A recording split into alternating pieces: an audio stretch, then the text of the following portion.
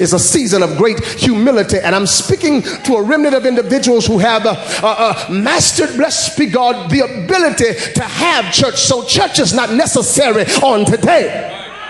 We need to hear from God, and in hearing from God, God speaks through the life of the prophet Elijah, in that he is summoning him to declare something in the atmosphere. The region round about him was to be affected by the word that came out of his mouth. He said definitively, there won't be any rain or dew until I say so. 1 Kings 17, he says, I am the prophet. I am the mouthpiece of God. I am an ambassador. I'm speaking on God's behalf. And there won't be any rain or dew until I declare it. And then God flips the script on the prophet. And he says this season, watch this now, it's not just about declaration. But this season of new demands, new dimensions, and new direction will be a season of demonstration. So he says, although you're speaking to a body of believers, it's going to affect the quality of your life. So I need you to transition to the brook Cherith. And there I have commanded ravens to bring you bread and meat in the morning and bread and meat in the evening. And he says, I want you to take notice of the brook, because situated in the brook would be a supply of water. And so he obeys the instructions of God. And in the instructions, God points him to supply.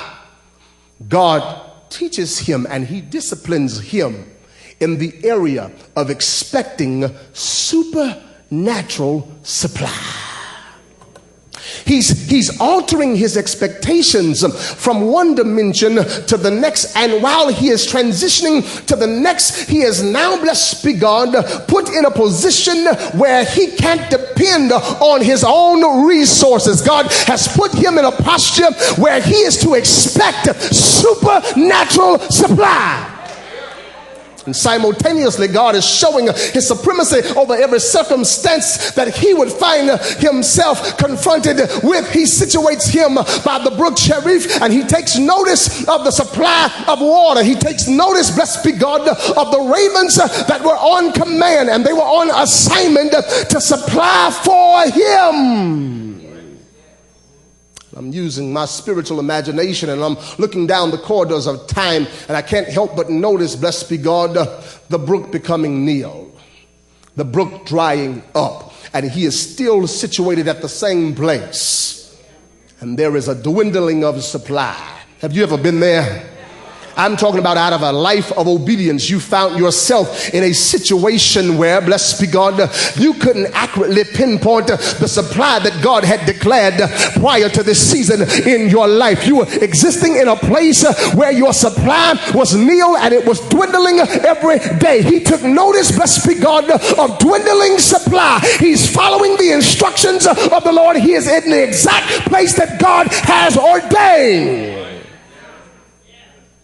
But the water is nil, and you do recall that there is a famine in the land, and he is under divine instructions. God has a way of challenging our expectations. He has a way of altering our expectations. He has a way of shifting our expectations from one dimension to the next. And I believe that in the process of shifting our expectations, that he challenges the level of our faith. He challenges the level of our confidence. He challenges the level of our obedience. And I believe that we developed, blessed be God, blessed be God, over a process of time as we comply with the instructions of God. God brings about development in several areas of our lives. And some of us, we can say that the level that our faith is on today, it wasn't here 2 years ago. Amen. There's some things that we're believing God for now that 2 years ago we would have thrown in the towel, called it quits, and just called it a day. But because of the evolution of our faith, we find ourselves believing God for some stuff that we don't even believe we're believing him for. He has him in a place where his supply is nil. And God says to tell the river today,